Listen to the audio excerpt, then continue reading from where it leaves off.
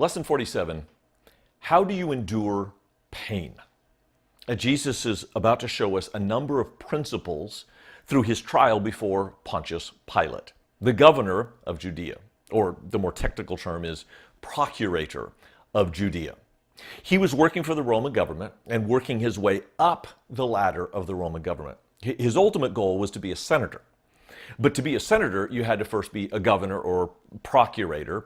And Israel, though it's a backwater, could be a stepping stone to a more advanced career. His sponsor, or his political mentor, was a guy by the name of Sejanus. Both him and Pilate were known anti-Semites. But you got to do what you got to do. He can be a ruler of Israel for a few years and then move up the ladder to senator. Problem. The emperor at the time was Tiberius, a horrible human being and a bad ruler. Something had to be done. He wasn't even living in Rome. He was on an island, and it was really in a cave of, I hate to say this, but it was a horrible sex den of every just inconceivable vile act that could take place. He was there doing that. Sejanus said, somebody's got to lead the country. He tried to take over the throne. He got caught and killed in AD 31. Now, if I'm correct that Jesus' crucifixion was AD 33, could have been 30, but if it was 33, that would explain a lot of Pilate's response to the Jews. Remember, he did not want to kill Jesus. He saw him as an innocent man. And though he is an anti-Semite, he also is a law and order ruler, takes pride in that. 10 different times he tried to release Jesus through this one trial. He failed because the Jews threatened to expose him to the emperor. Ultimately, they said, if you don't give us what we want, we will tell Tiberius that you are no friend of Caesar's. And he capitulated, washed his hands of Jesus, and crucified him. Now, a little more of the backstory will help you understand the real tension between the Jews and Pilate. When he came into office, he wanted to honor Tiberius, suck up to the boss's boss. So he had these placards made of the image of Tiberius, and he put them in the temple of God. He thought it was honoring his emperor. The Jews thought it was blasphemy. And in no uncertain terms, they told him so. Marched right to his palace in Caesarea. He knew they were coming. He warned the guards, when I give you the signal, you come out with swords drawn. They did. But Pilate never could have guessed how they were going to respond. The Jews literally laid down on the ground and exposed their necks as if to say, we would rather be dead than be blasphemers like you. So the tension was laid. Fast forward a few years, Pilate wants to build an aqueduct. It was for the people, but also for his own reputation. He doesn't have the money, so he confiscates it from the temple treasury. Other governors of other regions were allowed to do that. But Pilate underestimated the vociferous complaints of the Jews and the sacredness that they held the temple treasury in. They lost that round. So one for the Jewish leaders, one for Pilate. Jesus, he's going to be the tiebreaker. So the Jews come with 3 charges against him. One was that he refused to pay taxes, which was ridiculous because he had just said 3 days earlier, this coin has Caesar's image on it, so give it back to Caesar, it's his. So that's a bogus charge. Second charge has some merit, that he caused riots, kind of true, except that the Pharisees are the ones that really started it, every time.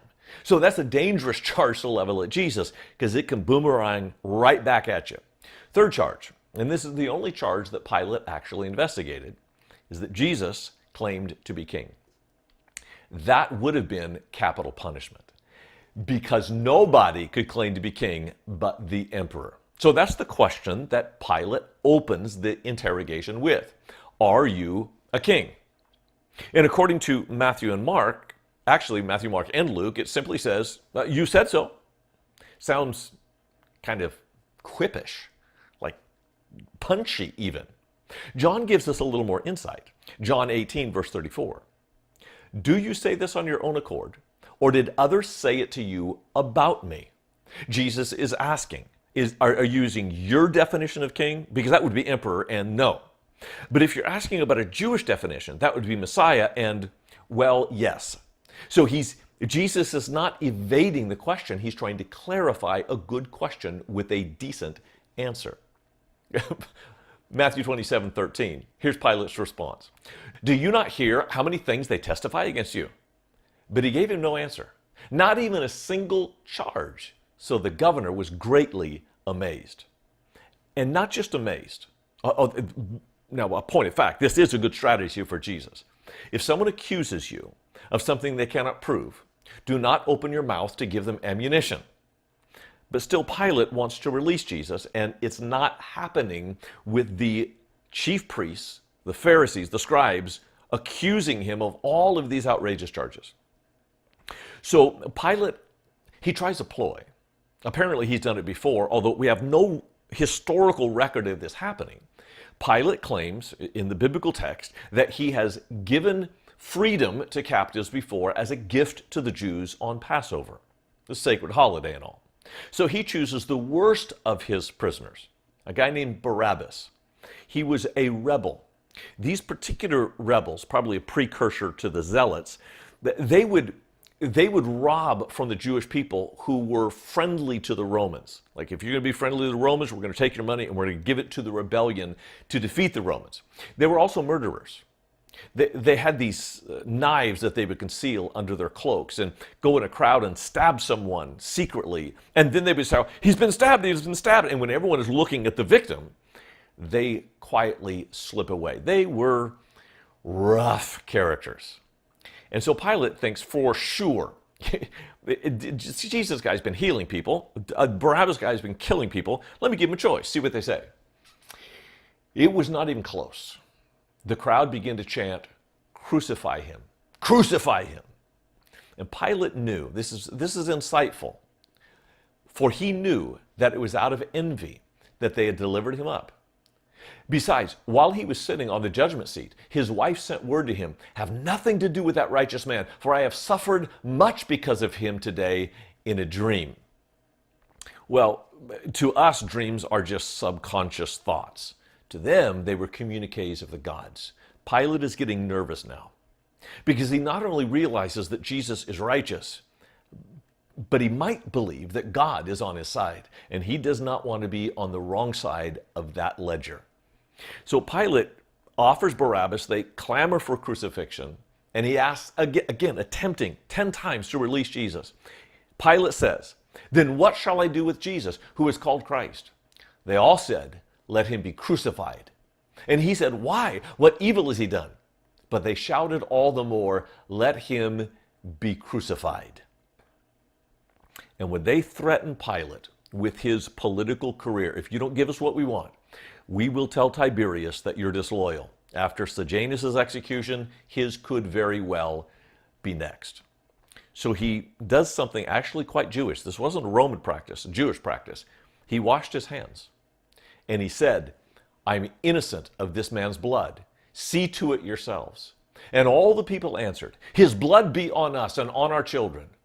Then he released for them Barabbas, and having scourged Jesus, delivered him to be crucified. It's a terrible story, but from it we can draw a number of lessons that might help you when you're going through a trial.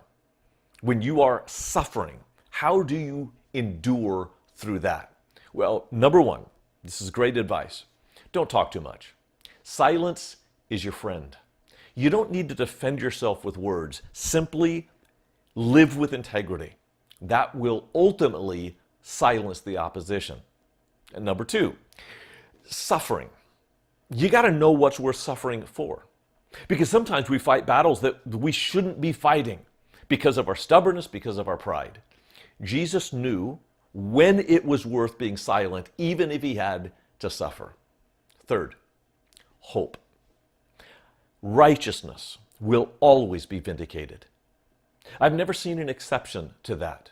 It may take longer than you hope or want or like, but righteousness will always be vindicated, not just from God's justice, but from the world's perspective. They will see who was on the right side through their right behavior. Finally, love. The reason Jesus suffered was because of his great love. And if you're suffering because of love, even for your enemies, it takes the great burden away. It doesn't make it easy, but it takes the greatest burden away of bitterness and revenge and anger. You can suffer righteously, knowing that in the end, God will lift you up.